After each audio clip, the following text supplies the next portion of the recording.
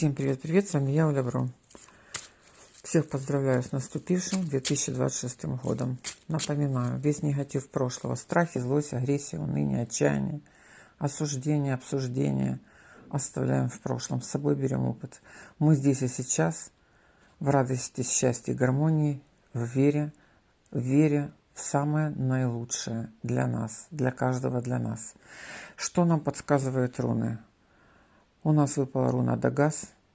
Это прорыв, это поворотные моменты на 180 градусов после хаос, разрушений, страхов, негативных ситуаций.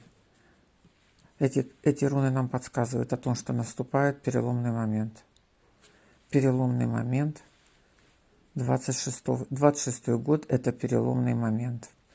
Так, что нам подскажет? Что нам подскажет колода? Так, колода. Что она нам подскажет? Что в ранней дороге в ближайшее время издалека женщина несет хорошие новости. Опять нечаянно.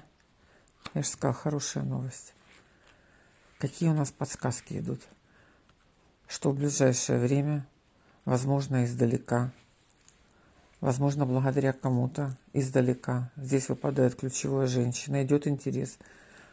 Да, это может быть и мужчина в женских мягких энергиях, но тут ключевой нечаянный интерес. Поворотные моменты, нечаянный интерес после перенесенных потрясений, страхов, разрушений. Ну что, мы принимаем в свою жизнь 2026 год, мы принимаем, встречаем с радостью, верой в хорошие новости. Принимайте.